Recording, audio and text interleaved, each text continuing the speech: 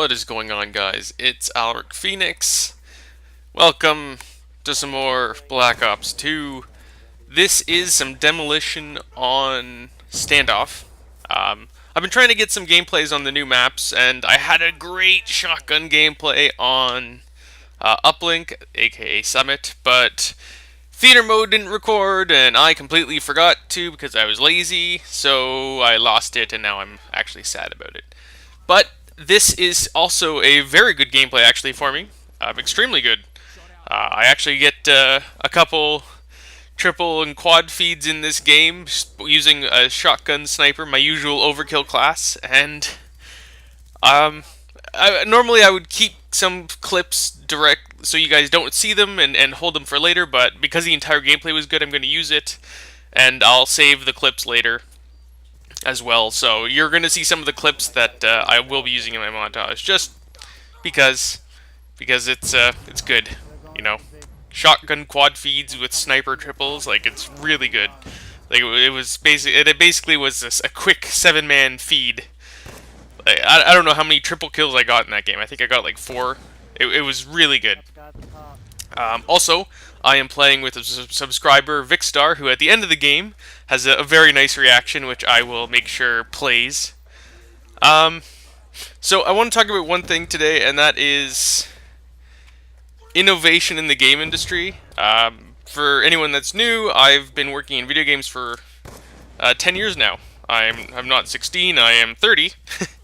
And yeah, so I kind of want to talk about this because people have been, everyone got really up in arms over how Microsoft wanted to push the Xbox One.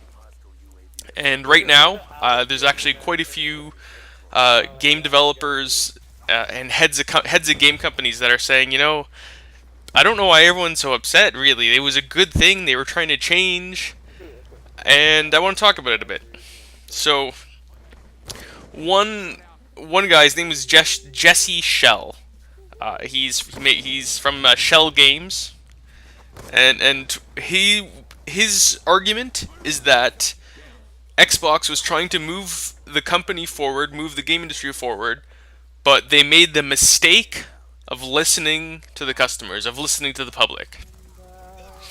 So I understand what he's saying, and that's kind of what made me want to talk about it is, one thing that companies will do, especially technology companies, game companies, is because they're always trying to listen to the customers. And the customer often says, I don't really care. I don't want you to do anything really new. I just want what you did before. That's what we want. Just give us that. And it does mean that when technology changes, sometimes companies aren't able. People always say, why couldn't the company change? Why couldn't Atari change when Nintendo, brought out the home console and really changed things up? Because they kind of get stuck in the same pattern, and people keep telling them that, their customers keep saying, do not change, so they don't change, really.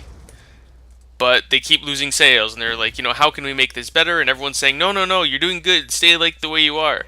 But, they end up kind of losing everything and crashing to the ground, and that's kind of what's happened with a lot of technology companies, and that's the argument.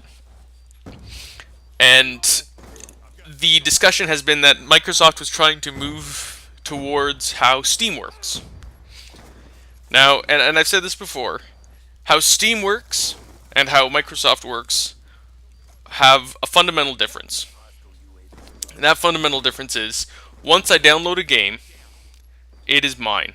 There's been two arguments. One, people keep interchanging the argument that when you move to digital, that means, it's always going to be online, and that's that. That the move to digital distributions where you don't have a hard disk and you only download a full game, that means that you're always going to be connected. But that is not the case. And I feel like that's the mistake that a lot of people in the industry are making right now, is that they're mistaking the digital distribution to mean always online. And they have, and you think they never used Steam before, because Steam isn't always online. Steam's always online if you're online. If you're not online, Steam isn't online. You can still play your games. You can do everything you want in terms of your games except play online because you're not online. That's kind of how it works. You don't have to be online to play a game you downloaded off Steam. So it's that mistake that people keep making, you know. If Microsoft had said, look, we want to phase out physical products, here's why, people probably would have been just fine with it, you know. Even, I think when the PS4 comes out, I'm going to be moving more towards downloading digital, especially if, because one of the problems right now with the idea of using digital distribution as the main model for getting my games is it's not out on the same day. You know, when Black Ops 2 came out, I couldn't download it the same day in the store. I could only go to GameStop. Right now I can download it in the store, again, for full price. But before, you know, you had to go to the store to get it on day one. You couldn't, if it was available day one online with the same pre-order kind of stuff, I would. But because everyone's like, oh, pre-order this, pre-order that, you know, if I wanted Nuketown, I had to pre-order. If I wanted, you know, like, what kind of ridiculous nonsense is that? You know, how can you convince me to move towards digital distribution, to buy all the games digital rather than going to the physical copy, if it is more beneficial to buy a physical copy?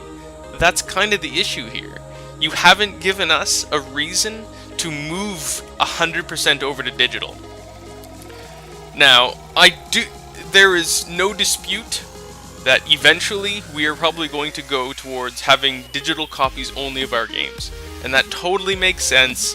It's not crazy to do that, and that's not what I'm saying, because I know a lot of people like to say, oh, well, you don't believe that digital game sales is a good idea because you don't support being online all the time.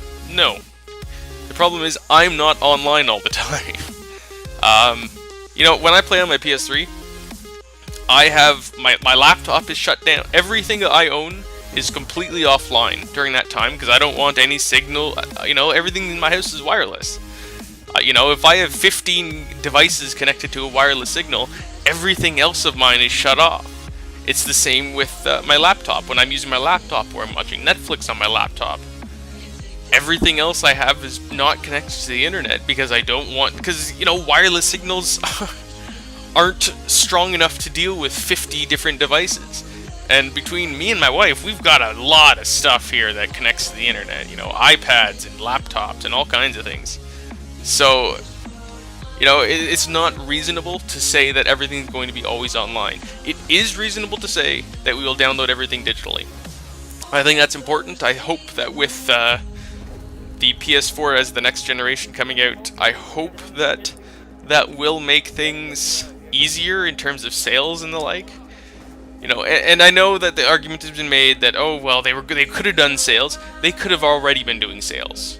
In terms, when you're talking about Microsoft and Sony, they could have already have been doing sales, but they didn't, because they still are tied to the digital model or the physical model, which means that they are trying to keep price, because if they all of a sudden cut that down to $10, but in store it's $70, then you got GameStop and them complaining and all, like, the problem is, even though, you know, Microsoft and Sony frankly hate GameStop from a business perspective, they are still absolutely tied to it, especially because the internet infrastructure in so many areas is still not good enough. So it's this love-hate relationship, and you know, I know that everyone wants to, or everyone, I know that there's a couple discussions right now about people saying, you know, Microsoft shouldn't have listened to the customers, people were complaining on the internet, and I said this before, but I'm going to say it again, they did not listen to the people. You know, they are fully aware that they did not listen to what the people were saying. They listened to the pre-order numbers. It was a week that the Xbox One was available for pre-order. They saw that their possibility was completely slashed, and as soon as Don Matrick left, they have reversed every single policy. They've reversed all their online policies, every single one of them. They've reversed their publishing policies because indies, like no one was happy with the way the Xbox One was doing it right out of the gate, and now they've changed everything, and they're gonna look hypocritical if they start implementing it again. Whereas Sony could probably say, look, we want to try this, and everyone will just kind of say, yeah, okay. You know, it's more about, it's not about not listening to your customers, it's about giving it a little leeway. You know, people hated Steam when it first came out. You know, I mean, and they had problems. But now, there's a lot of PC players that just love Steam to death. Anyways, that's my rant.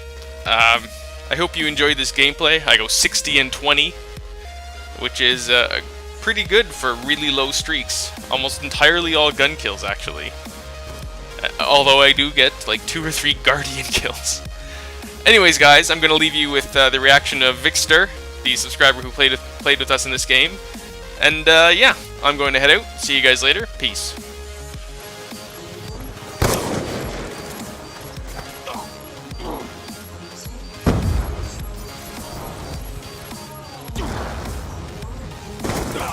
That's another kill. Oh god. Guys, definitely going on YouTube for Alric, I can tell you that right now. He's decent in this game.